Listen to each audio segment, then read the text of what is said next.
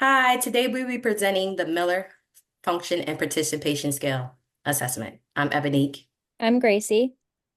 I'm Sam. I'm Sierra. The purpose of this assessment is to identify or determine visual, fine, and gross motor delays. It also helps identify underlying neuromotor foundational issues.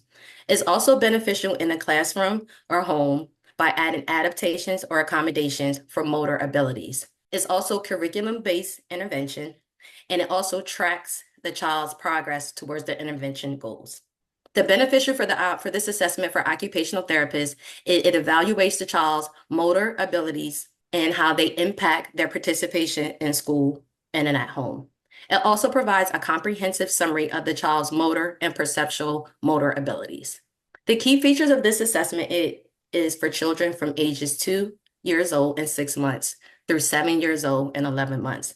It's designed to target children with mild to severe fine, gross, and visual motor delays. The time to administer this assessment is typically 40 to 60 minutes for the activities, 5 to 10 minutes each for the participation checklist. Each assessment can be administered independently or all three in one setting. The norm was using 414 children from the US between the ages of 2.6 and 7.11 years old. 226 of these children were female and 187 of them were male. There were a variety of ethnic backgrounds, regions from the US. And students in the norm sample received OT services at a school for motor impairments. The psychometric properties for this assessment, the reliability, excellent test, retest reliability, excellent intra and intra reliability. Also, for interval testing, it's recommended to be administered a minimum of 3 months between reassessments. It has excellent validity, excellent and adequate concurrent validity when compared with math, excellent construction validity between test items and the child's age. This assessment has two different parts to it. So there's performance-based, which the OT completes, and then participation-based. And this is three different checklists. The performance-based has three sections: gross motor, fine motor, and visual motor. It compares it to the normative sample that Eboneak just talked about. The participation-based is criterion referenced, so it helps to determine if a child's abilities are consistent with other typically developing children in the same age group. There's three of them: the home observation checklist, classroom observation checklist, and the test observation checklist. So for the performance-based items for gross motor, there are different activities for ages 2 years and 6 months to 3 years and 11 months. The activities include statue, throw and catch, soccer, jumping, and gross motor behavior rating. And then for ages 4 years to 7 years and 11 months, the activities include statue, ball balance, bouncing ball, soccer, jumping, and a gross motor behavior rating scale. All of these items assess bilateral coordination, unilateral coordination, motor accuracy, motor planning, body awareness, strength, stability, balance, timing, and weight shifting. The gross motor behavior rating item also further assesses a child's sustained attention, regulation and control, and other executive functioning skills while completing the activities. For the performance-based items for fine motor, for ages 2 years and 6 months to 3 years and 11 months, the activities include clay play, a penny bank game, origami, snack time, and a fine motor behavior rating scale. And then for ages 4 years to 7 years and 11 months, the activities include go fishing, clay play, a penny bank game, origami, snack time, and a fine motor behavior rating scale. All of these items assess hand strength, a pincher grasp, release, in-hand manipulation, motor accuracy, motor planning, crossing the midline, bilateral coordination, and unilateral coordination. The fine motor behavior rating scale, similar to the gross motor, assesses sustained attention, regulation and control, and other executive functioning skills. For the performance-based items for visual motor, the activities for ages 2 years to 6 months and 3 years and 11 months include follow the path, flying birds, a clouds game, hidden forks, find the rabbits, copying shapes, writing, and a visual motor behavior rating scale. For ages 4 years to 7 years and 11 months, the activities include amazing races, race a car, hidden forks, find the puppies, draw a kid, writing, go fishing, and a visual motor behavior rating scale. All of these items assess motor accuracy, motor planning, a mature grasp, body awareness, bilateral coordination, sustained attention, visual scanning, a visual discrimination, and figure ground. The participation-based items includes the home observation checklist, classroom observation checklist, and the test observation checklist. So the home observation checklist is filled out by the person who provides the child's daily care or a child care worker. It's for the child's participation in daily activities within the home. So this could be self-care routine, ability to cut with scissors, using crayons or pencils. So a statement would be read, and whoever's filling it out marks it depending on how frequently the child exhibits that ability. If it's something that is not observed, there's a spot to mark off not observed, and that's consistent throughout all three checklists. There's the classroom observation checklist, and it's filled out by the teacher. It assesses a child's ability in preschool and school activities, such as classroom behaviors and recess and lunchtime behaviors. And lastly, there's the test observation checklist. It's used to document behaviors that occurred during the testing session, so it's based on observations too. And it can be compared with documented behaviors on the home and classroom checklists. This assessment should be completed by an occupational therapist, and it should be completed within the 40 to 60-minute time frame. Since this assessment takes a while to complete, it should be scheduled for a time when the child is well rested, and this assessment also costs $622 to buy and have in either a school, office, clinic, or home setting.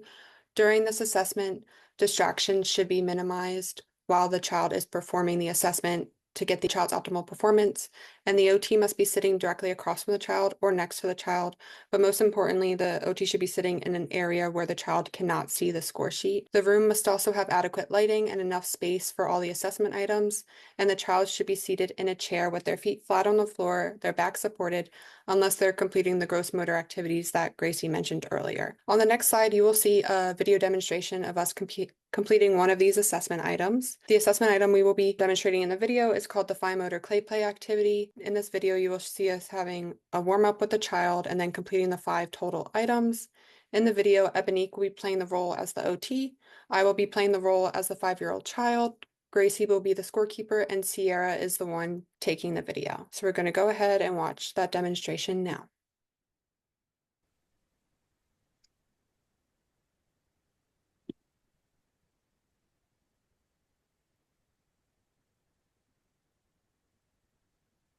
So this is a play game, and we're going to hammer this ball. You want to hammer the ball like this.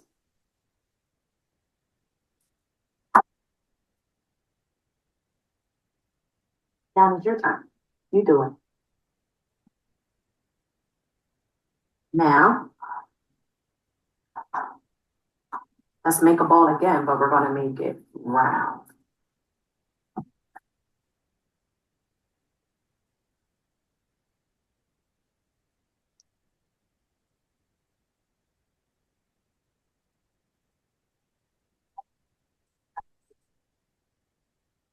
That's it. Like this.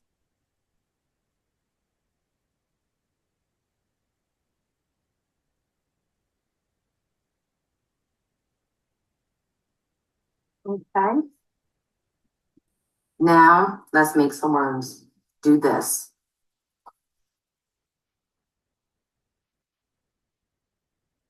Make a skinny worm.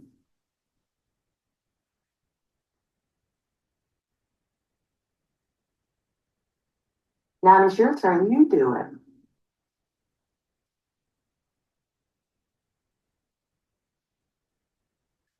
All right. Good. Let's let this worm rest here. Now let's make another worm. Use one hand like this. Now you do it. Use one hand.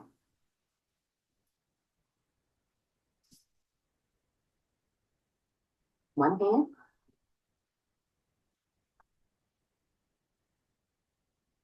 Good. Let me put that worm here. All right, one more, and then we're going to use the other hand. Okay. So use the other hand.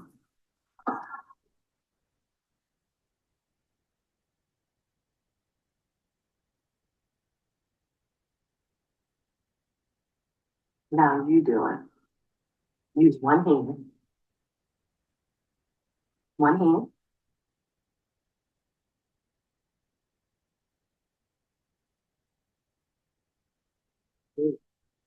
Good. Look at all those worms you made. Now swish them up and put them back together. Yes. Swish them all up. And then put them back together in a ball.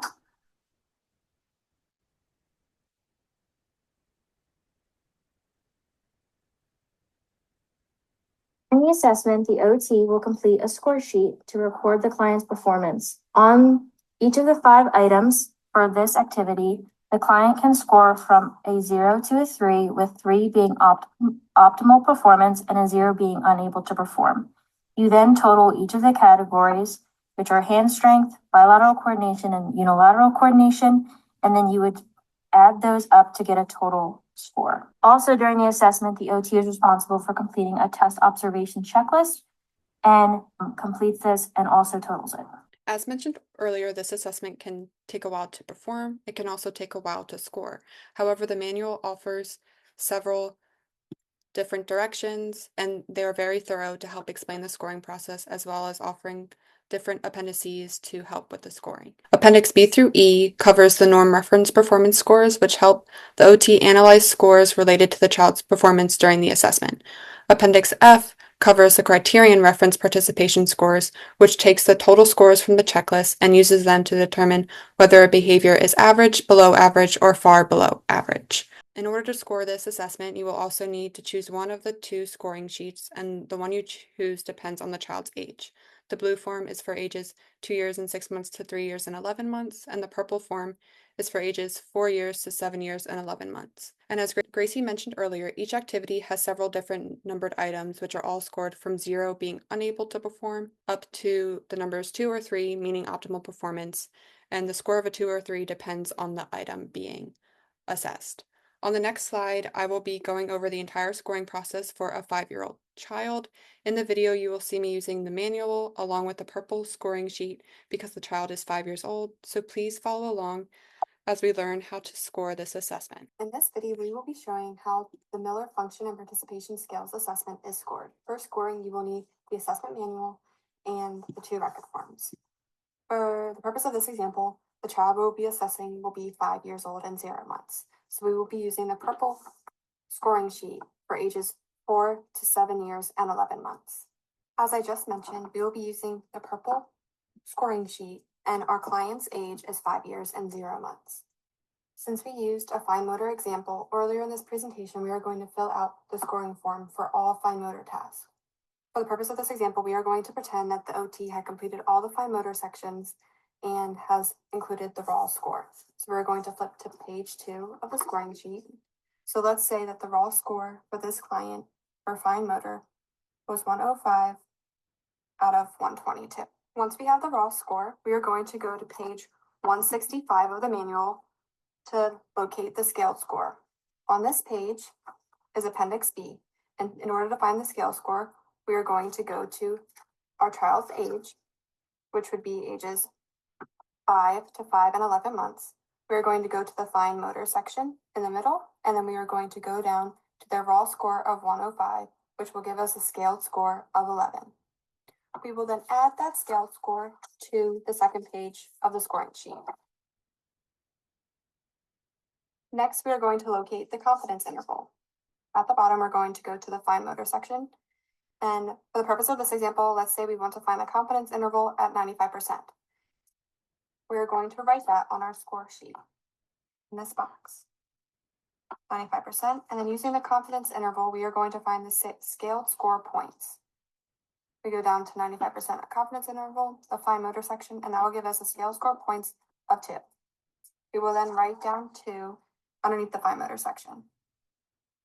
Next, we are going to add and subtract the scale score points from our scaled score of 11. So underneath the confidence interval level, we're going to write 9 to 13 for plus or minus our scale score points.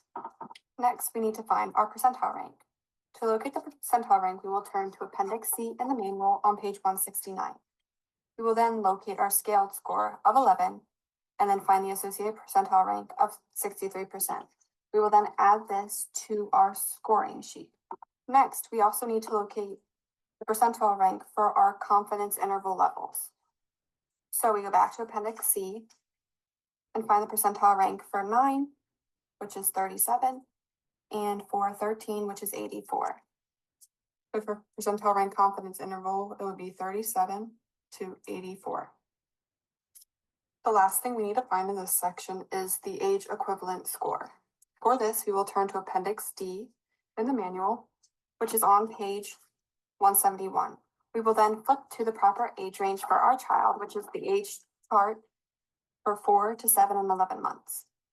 Once here, we will go to the fine motor section down to our raw score of 105, which will give us the age equivalent of 6 years and 5 months.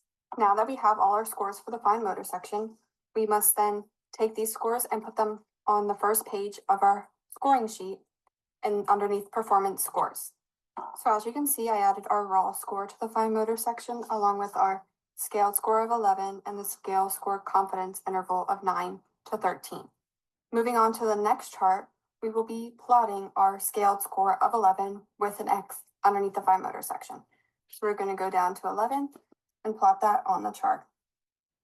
Next, we must fill out the progress scores section of the score sheet. I had already added in our raw score of 105 underneath the fine motor section. In order to find the progress score for the fine motor section, we must first flip to Appendix E of the manual, and then we must locate our child's raw score of 105. We find the raw score of 105, and then we move over to the proper age range 4 to 7 and 11 months, and we find that the progress score is 586. We then write down the progress score of 586 in the box. The progress scores help us test the child's progress between 3 different testing sessions. These testing sessions are normally completed between 6 and 12 months of one another. We must then take these test scores and move them to the progress score chart. In this chart, the first test date is shown with a circle, the second would be shown as a triangle, and the third will be shown as an asterisk. Since this is our first test date, we will be using the circle. We're going to go underneath the fine motor section and place a circle near 586. This will help show the child's progress as the child completes the 3 other testing sessions. The last section that must be completed is the participation scores chart. This chart shows the 3 different checklists, which include the home observations, classroom observations, and test observations. The test observations checklist is the checklist that must be completed as the child is being assessed. So we are going to focus on this one for the purpose of this example. This is the observation checklist that is filled out during the assessment. This was filled out on November 16th when we completed the assessment with the child. And this checklist rates the child participation during the administration of this assessment. The total sum of all of these observations were calculated, and the test observation total points came out to be 67 out of 75. You will then flip to Appendix F in the manual on page 177. Once here, you will go down to the test observations checklist, and you will locate your child's score and age range. So the age of our child is 5 years, so we'll go down to the 4 to 5 years and 11 months, and we will look for the score of 67, which will fall in the average range of 60 or higher. We will then go back to the score summary sheet and write down the score of 67, and then from Appendix F, we found that that was the average score. This same appendix can be used while completing the home observation checklist and the classroom observation checklist as well. The last scoring item an OT must be aware of is the Neurological Foundations Profile. This profile allows an OT to visualize the child's deficits and see areas where interventions are needed. Any item that was scored a 0 or a 1 while the child was assessed will be circled on this sheet to indicate the child's area of need. For example, if you look at this picture on the slide, if you go down to the clay play activity, you can see that item number 5 is circled for both hand strength and unilateral coordination. This means that when the child was being assessed, they scored a 0 or a 1 for that particular item, and that's where the OT should focus their intervention. Thank you for watching. And here are our references.